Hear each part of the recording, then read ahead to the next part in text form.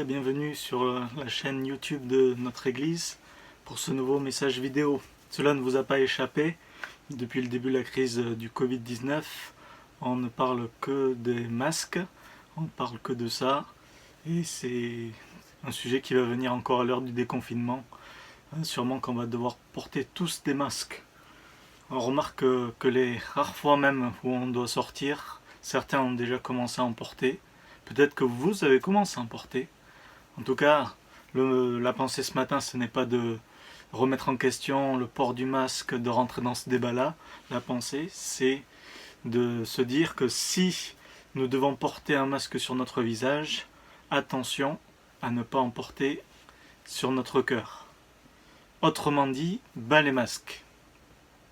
Bien sûr, la Bible, elle n'utilise pas ces mots, cette expression précise, mais elle nous dit la même chose dans Matthieu chapitre 6, verset 1er, d'une autre manière, mais c'est quand même ce qu'il est dit, « Gardez-vous de pratiquer votre justice devant les hommes, pour en être vus.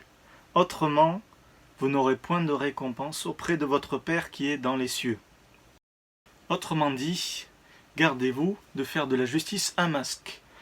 Un autre terme que la Bible emploie de manière plus courante, c'est hypocrite. Jésus, c'est celui qui a le plus prononcé ce mot. Et à chaque fois qu'il a prononcé, c'était à l'égard des scribes, des pharisiens, des hommes religieux de son temps, qui misaient tout sur l'apparence et qui n'avaient pas le cœur entier pour Dieu.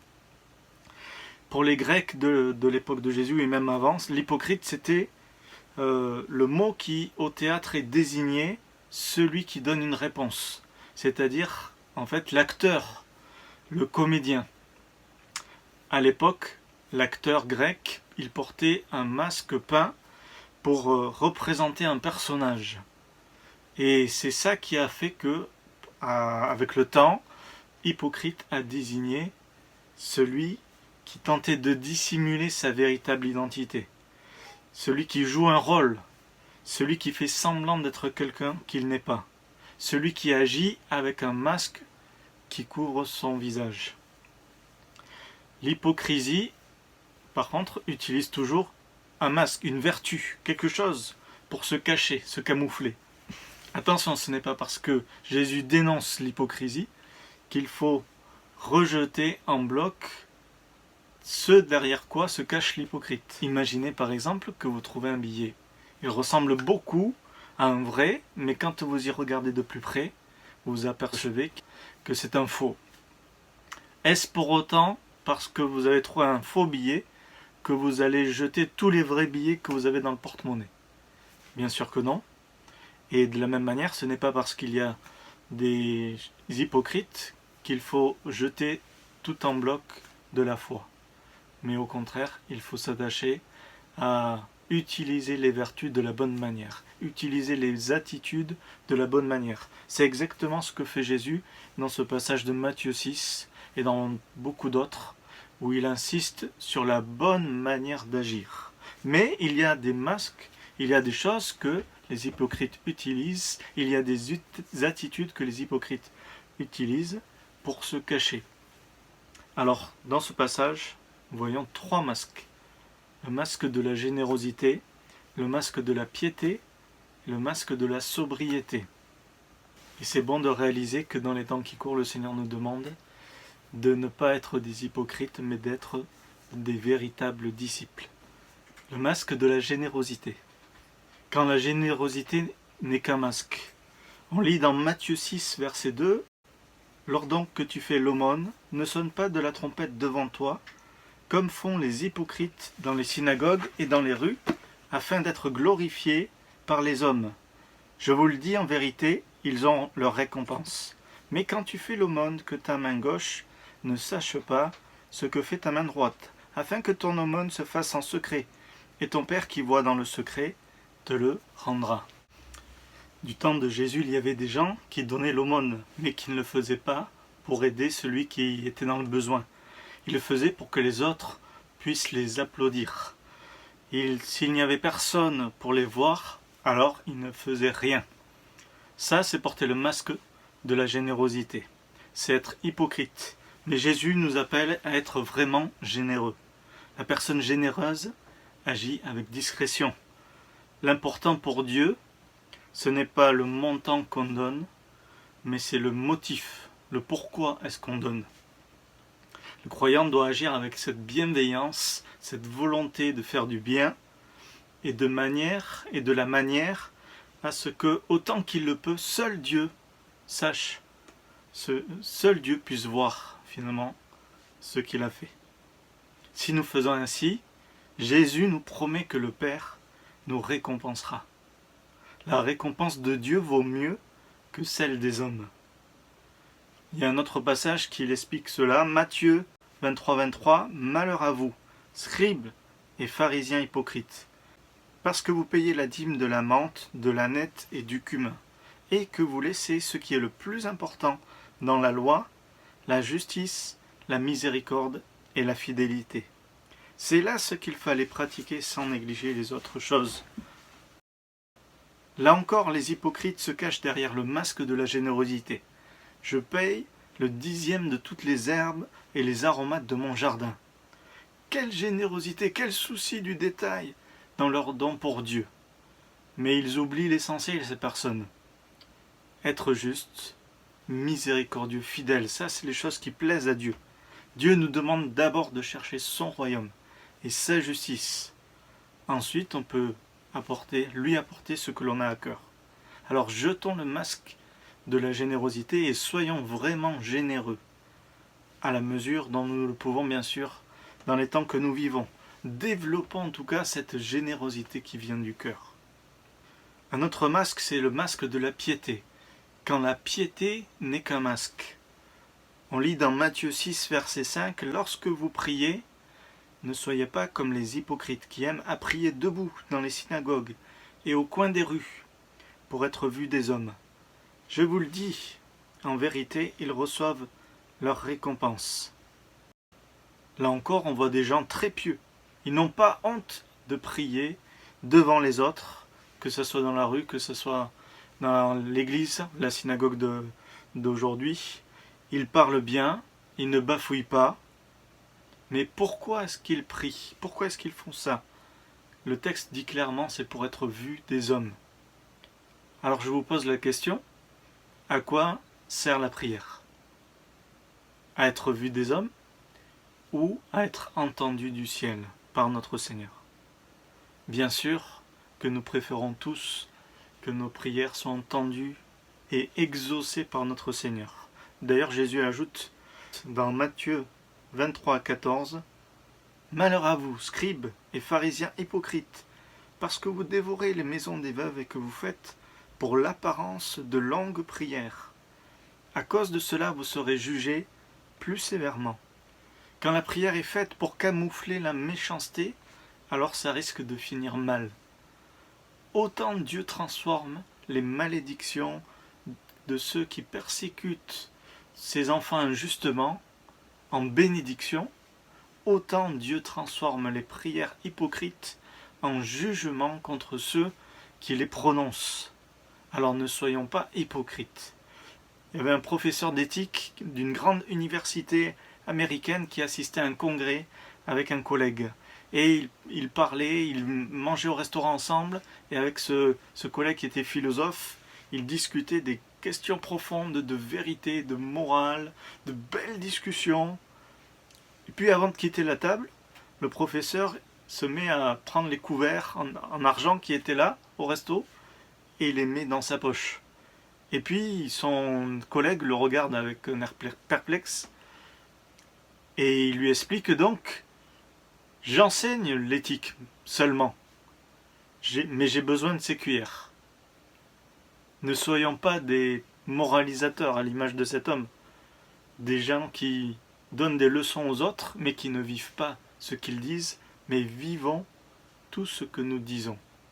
Ne soyons pas des chrétiens, des croyants hypocrites, qui portent le masque de la prière seulement. Les rassemblements sont interdits, je ne peux plus aller à l'église, plus personne ne me voit et ne m'entend, donc je ne prie plus. Non. Nous sommes l'église, les uns et les autres, là où nous nous trouvons dans les maisons.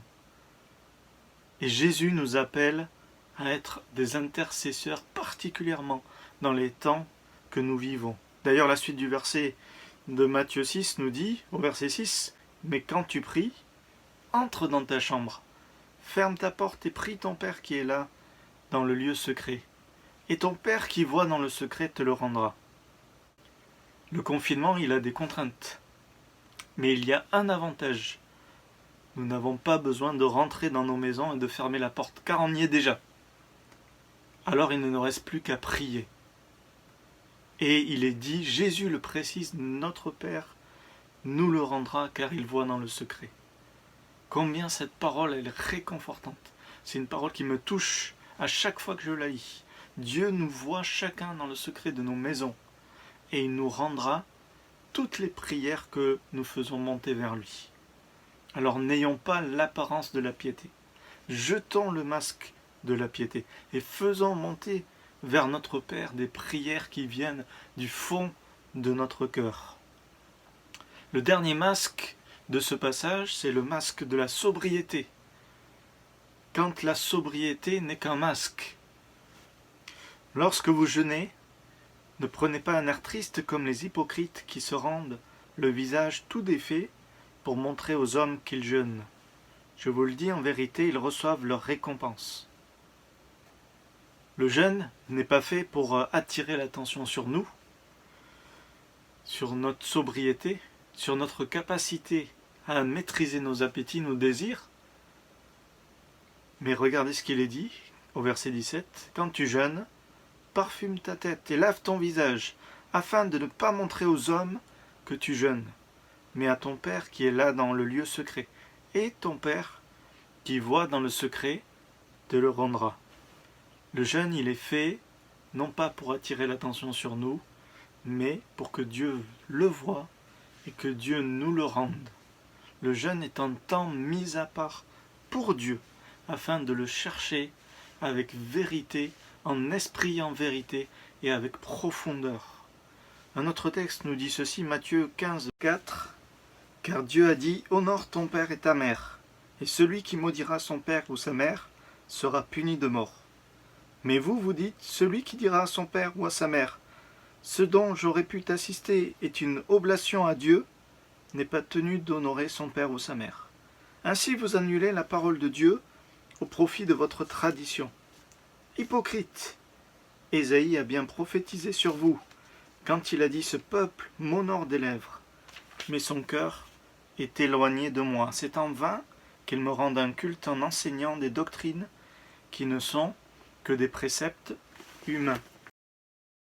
Là encore, on voit des personnes qui se targuent d'être sobres, capables de renoncer à certaines choses qu'ils pourraient faire pour les autres, pour les donner à Dieu, mais cette sobriété n'est que de la façade qui a pour seul but d'attirer le regard des gens sur eux, alors que ce que nous devons faire, c'est d'attirer le regard sur notre Seigneur.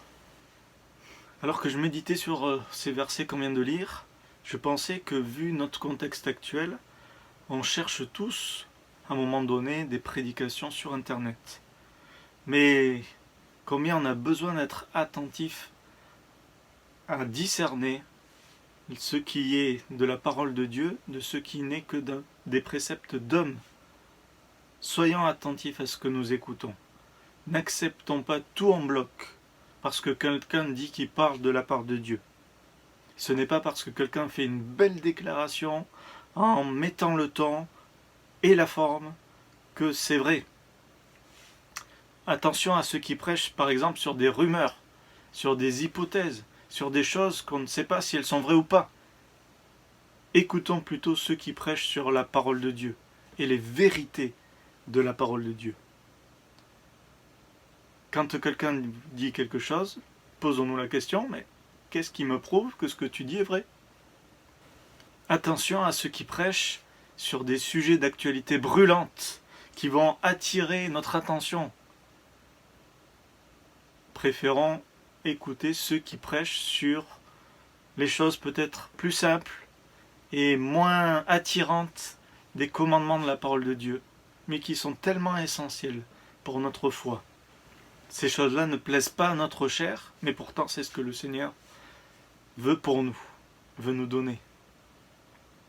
La Bible parle qu'un des signes des temps de la fin, c'est qu'il y aura des faux prophètes, littéralement des pseudo-prophètes. C'est-à-dire presque, ça ressemble.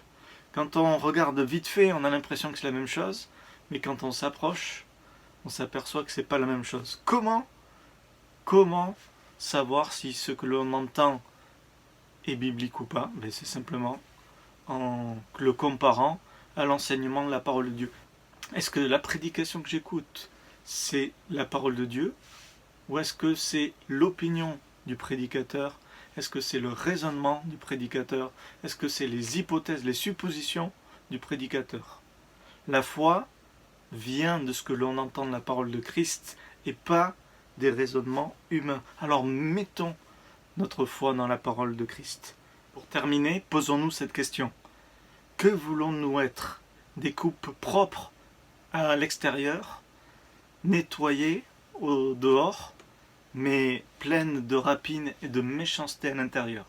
Ou, plutôt, comme moi, vous voulez être des vases d'honneur, sanctifiés, utiles et propres à toute bonne œuvre, des vases d'honneur qui ont été purifiés par le sang de Jésus. Alors, bas les masques. Si nous sommes tombés dans le piège de l'hypocrisie à cause des circonstances, ou si les circonstances ont dévoilé notre hypocrisie, jetons nos masques à la croix. Venons à Jésus, repentants, demandons-lui pardon, laissons son sang nous laver en profondeur, et croyant qu'il nous donne la capacité de vivre cette vie véritable dans la foi. Ne faisons pas semblant d'être des croyants, mais croyons en Dieu de tout notre cœur. Donnons de tout notre cœur, soyons généreux véritablement, prions de tout notre cœur, faisons monter vers le Seigneur des prières qui touchent son cœur à lui, parce qu'elles viennent du fond de notre être. Et puis, soyons sobres, prenons du temps à chercher Dieu, jeûnons, cherchons la face du Seigneur, et croyant qu'il va se révéler de manière particulière. Le Seigneur est celui qui nous aime, et il a promis que si nous faisons tout cela de tout notre cœur, à chaque fois, il sera le Père qui voit dans le secret et qui nous le rendra. Que le Seigneur nous bénisse. Amen. Merci Éternel. Merci parce que ta parole est toujours là, Seigneur. Quels que soient les temps que nous pouvons vivre, ta parole demeure. Le ciel et la terre peuvent passer, mais ta parole, Seigneur, ne passera point.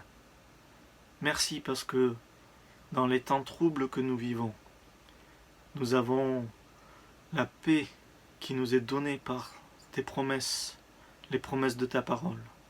Merci parce que tu es le Dieu qui voit dans le secret, Seigneur. Tu vois, Seigneur, mes frères et mes sœurs qui sont réunis chez eux, dans leur maison. Tu connais le contexte dans lequel ils sont, Seigneur.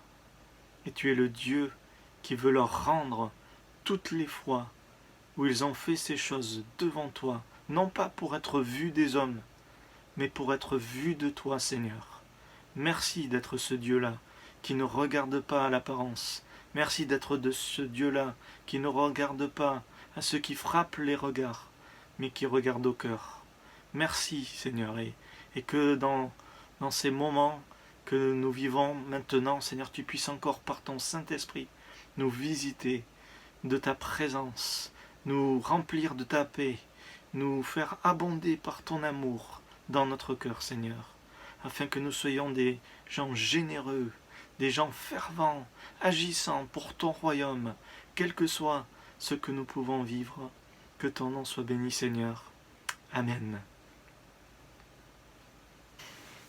Voilà, je vous donne rendez-vous la semaine prochaine pour le prochain message que nous partagerons ensemble. En attendant, je vous passe le bonjour de toute la famille, Laure, Lucas, Rémi, Licia et Maëlie, ainsi que moi-même. Nous vous saluons et nous embrassons dans le nom du Seigneur. À bientôt, au revoir.